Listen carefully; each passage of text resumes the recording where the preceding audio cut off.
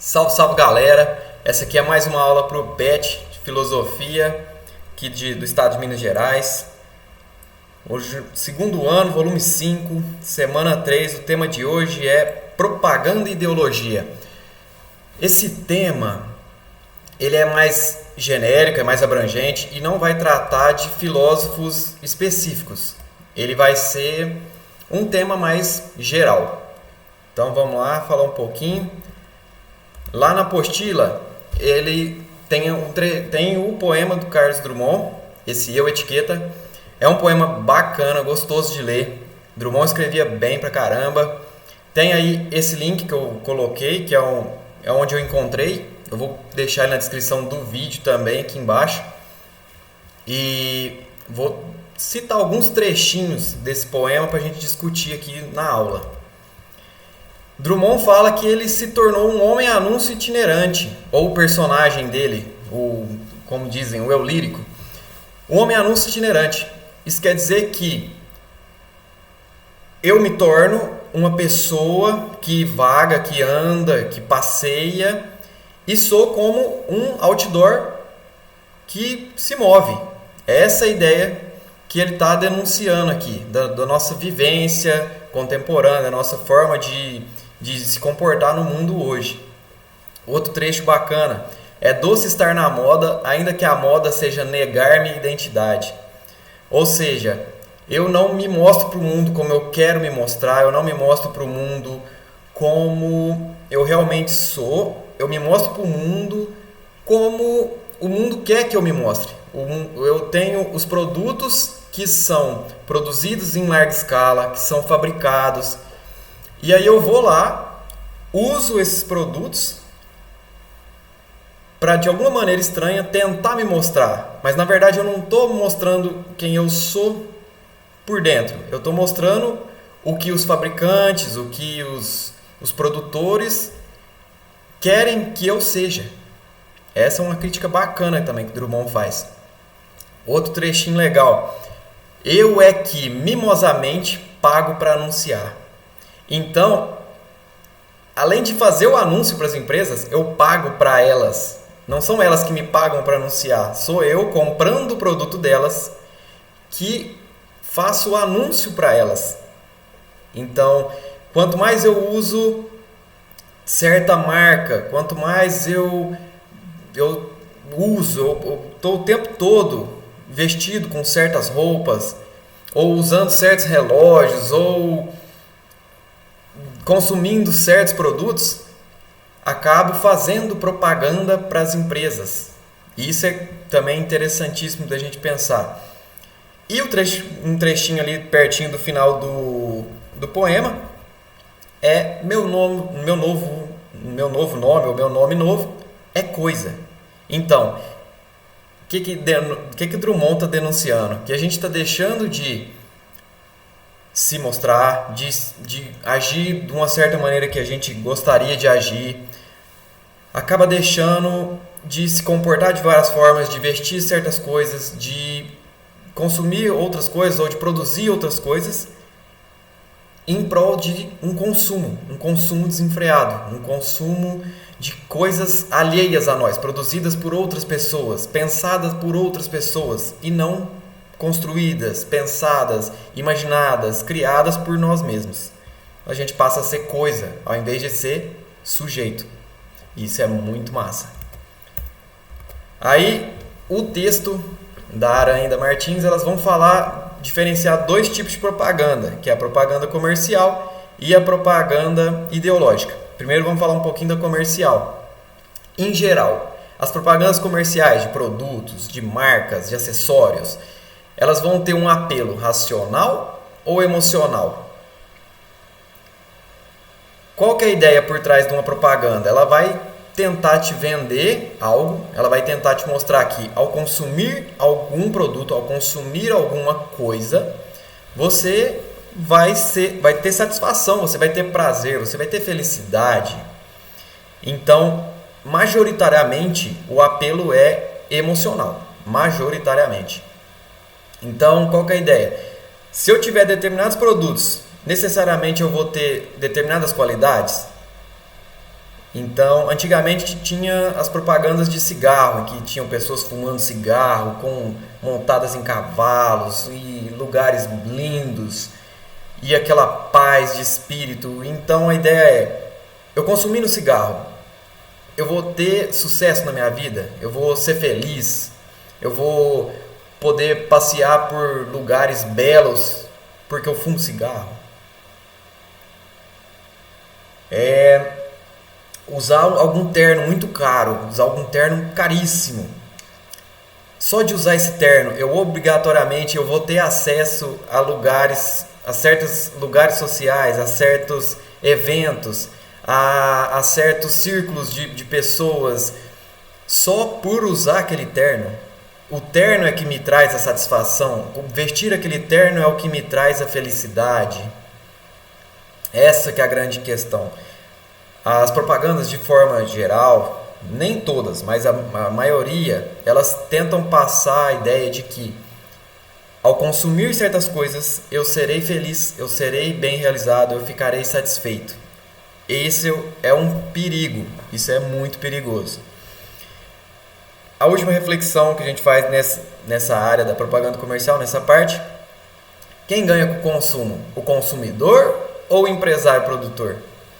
Porque a propaganda vende que a felicidade vai ser pro consumidor. O consumidor que vai ficar feliz em consumir certo sabão em pó, em consumir certa comida de um conglomerado gigante, certo sanduíche pronto, que passa por um processo rapidíssimo ali de passar na chapa um hambúrguer e pronto, te entrega o hambúrguer. Então quem ganha com isso? É o consumidor que está ganhando? Ou é o produtor que está ganhando? É o empresário que está ganhando? Mas aí, claro, isso também é algo questionável. Por exemplo, se tem uma propaganda de uma máquina de lavar roupa. Uma máquina de lavar roupa é realmente uma facilidade na nossa vida de forma geral. É uma coisa, é um produto muito bom para a nossa vida. Então, se a gente tiver acesso, se a gente puder consumir uma máquina de lavar roupa, por exemplo, o consumidor ganha também, é claro. Agora, para recomendar, não vai ser uma imagem especificamente, mas uma recomendação de animação que quem tiver interesse, quem tiver curiosidade, assista no YouTube. Vou deixar o link também aqui embaixo na descrição. Muito boa essa animação e mostra muito bem, assim, de uma forma muito explícita, os nossos comportamentos, como a gente se comporta na nossa sociedade, especialmente nas grandes metrópoles hoje. É uma reflexão ótima, ótima, ótima. Recomendo que assistam. Agora, a segunda parte é sobre a propaganda ideológica.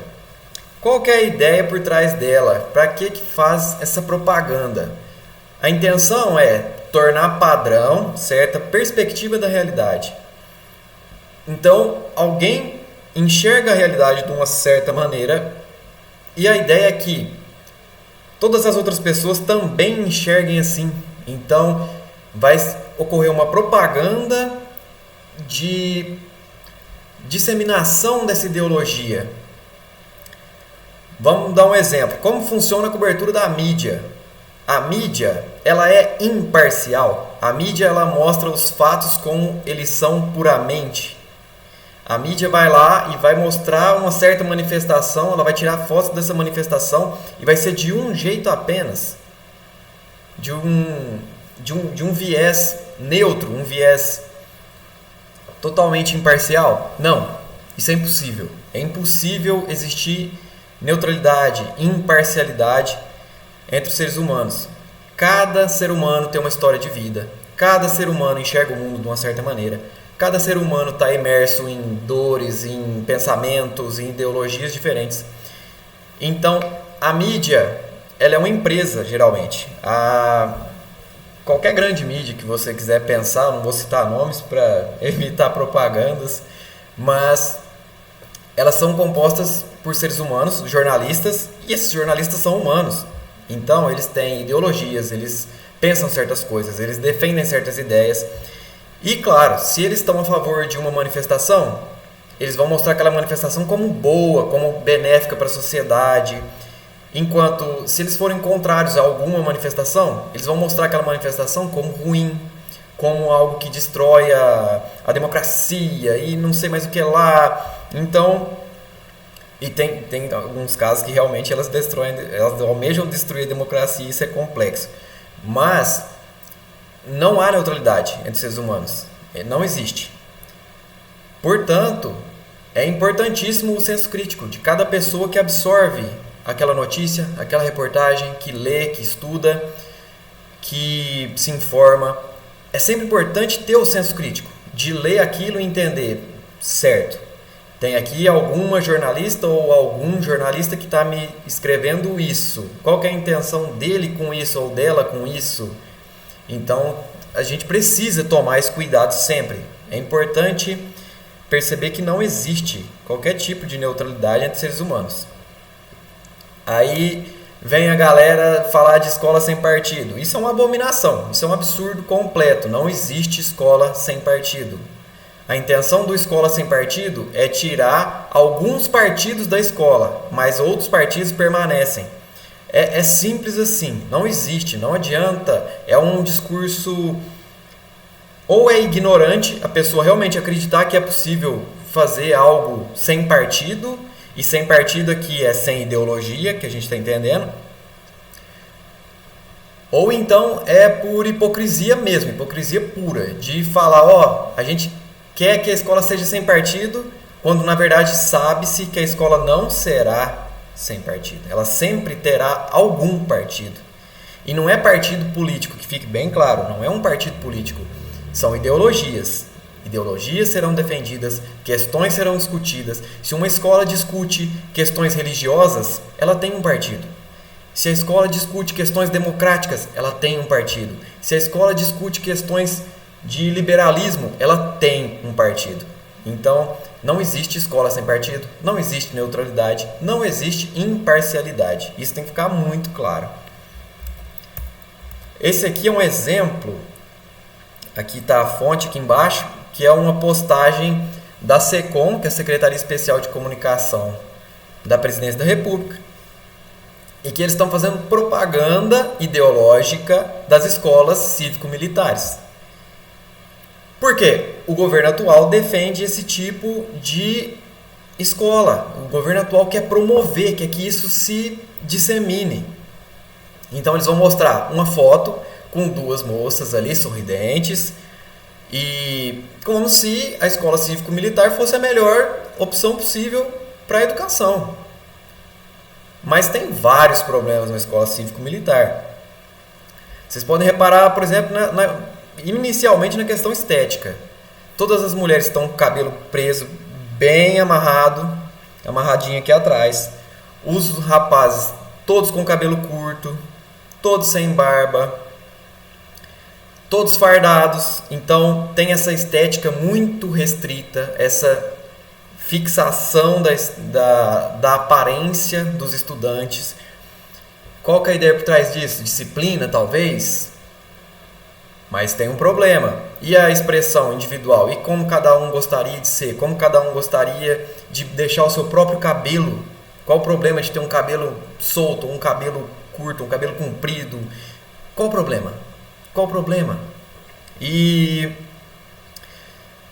essa necessidade da farda, essa necessidade de padronizar tudo, isso realmente é bom? Isso realmente faz bem para a educação, para o ambiente da escola? Para o ambiente militar, tudo bem. Às vezes você está numa guerra, é bacana você ter pessoas fardadas para saber identificar quem é exército aliado, quem é exército inimigo. Tudo bem, é outra questão. Mas no ambiente escolar, isso é realmente uma necessidade?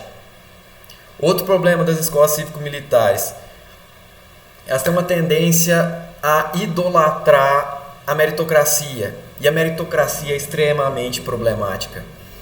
Se você tem numa sala um aluno que passa fome, nessa mesma sala você tem uma aluna que tem acesso a cursinhos de inglês, que não trabalha depois que sai da escola, que tem tempo livre.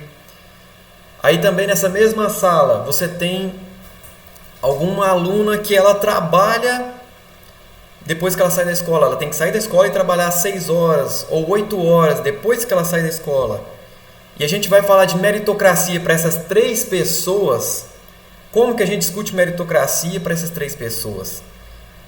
As oportunidades são diferentes, os tempos livres são diferentes, é tudo muito diverso. Então é muito complicada essa idolatria cega por meritocracia. Esses são só alguns problemas da escola cívico-militar, tem vários outros, mas estou só citando alguns. Então, essa postagem da SECOM no Twitter lá, ela é ideológica, claramente ideológica, é uma propaganda ideológica. Agora, atividade 1, eu vou sumir aqui para não atrapalhar os textos. Beleza. Atividade 1 é uma questão do Enem 2014. Tem ali uma figurinha de um monstro, né? Escrito: para algumas crianças, o pesadelo chega antes do sono. A ideia aqui é falar sobre a violência sexual infantil. Então, vamos lá, vamos ler o item A. Informar crianças vítimas de abuso sexual sobre os perigos dessa prática, contribuindo para erradicá-la. Não é bem informar sobre os perigos da prática. Claro que a prática ela deve ser extinta, ela não deveria ocorrer em lugar nenhum, em nenhum momento, mas não é bem isso que essa questão, que essa ilustração está nos mostrando. Então não é o item A. Item B. Denunciar ocorrências de abuso sexual contra meninas com o objetivo de colocar criminosos na cadeia. Não, o abuso sexual pode ser contra meninos também e não está falando especificamente de pôr criminoso na cadeia. Não, essa propaganda é voltada para as crianças. Então também não é o item B. Item C. Dar a devida dimensão do que é o abuso sexual para uma criança, enfatizando a importância da denúncia. Justamente, é esse item, essa alternativa. Porque usando essa figurinha de um monstro, de pesadelo, a criança consegue entender melhor.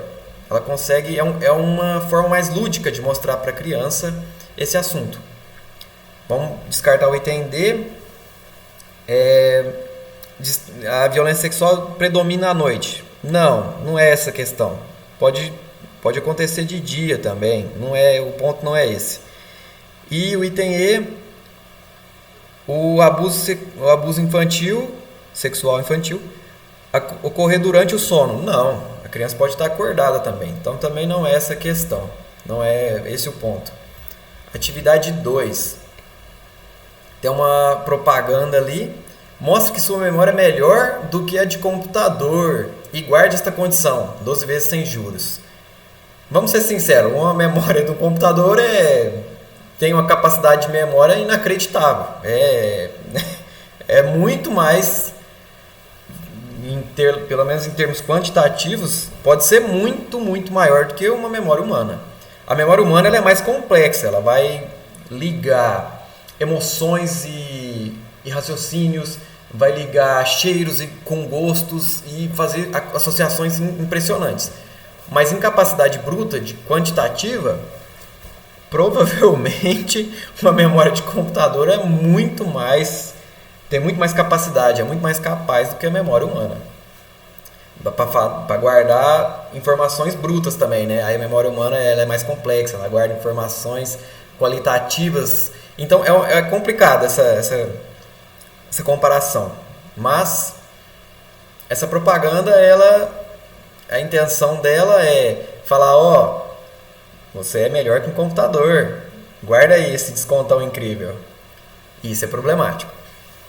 Então, qual que é o objetivo desse texto? Item A. Influenciar o comportamento do leitor por meio de apelos que visam a adesão do consumo.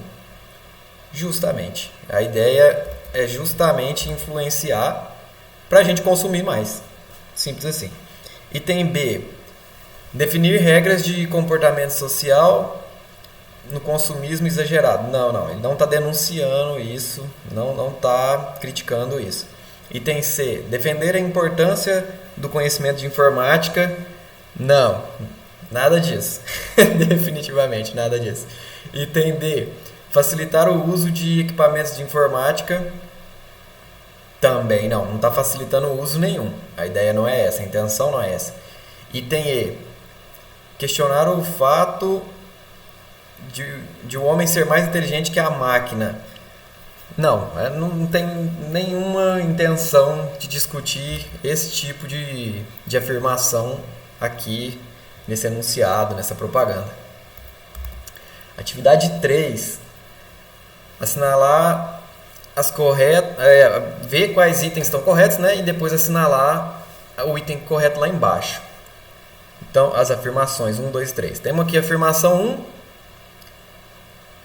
Essa questão é mais de linguagem, mais de talvez português do que de filosofia propriamente. Então, vou passar batido aqui porque é meio estranho. A questão aqui não está tendo uma discussão filosófica, não está tendo uma discussão de compreender o funcionamento sei lá, alguma crítica, alguma observação interessante sobre as propagandas e tal. Não, é puramente olhar elementos da propaganda que são mais comuns, como o modo verbal imperativo: compre, use, seja, aquela propaganda da Nike, por exemplo, just do it, são modos imperativos. O slogan, explicando brevemente, é a marca, a ilustração que faz a gente lembrar da marca. Um desenho colorido com alguma letra, com alguma coisa que te remeta à marca. Um visto, por exemplo, te remete a uma marca. E esse tipo de coisa. E uma das figuras de linguagem é a metáfora, sim. Isso é muito comum também em propagandas. Beleza. Isso aqui, como sempre, né, eu mostro os 2 dicionários que eu recomendo para aprender sobre conceitos, para estudar, para aprender coisas e saber significados. É importantíssimo usar dicionário, importantíssimo, imprescindível. As referências dessa semana são essas duas. Essa semana também Aranha e Martins. Na semana passada, se eu não me engano, a referência que estava no PET era a Wikipédia, se eu não estou enganado. Os programas que eu usei são esses 3 aqui: Linux Ubuntu, sistema operacional, LibreOffice, que é o pacote de escritório, e o OBS Studio, que é para gravar aqui, para montar essa aula, para ficar bacana, organizado. São esses 3 principais programas que eu uso. É isso aí, galera. Muito obrigado pela atenção. Queria mandar um beijo especial para minha prima, que também sempre ajuda, sempre motiva, que assiste os conteúdos. Isso é importante, né? A audiência que realmente se interessa em escutar. Mandar uma beijoca, te amo, obrigado. E muito obrigado por todo mundo que acompanha, que assiste. Talvez ninguém assista, talvez ninguém acompanhe, mas tá tudo bem também. A produção tá aqui, tá feito o registro. Se algum momento alguém tiver interesse e ler e gostar, eu agradeço. Muito obrigado pela atenção, galera. Valeu demais e até a próxima.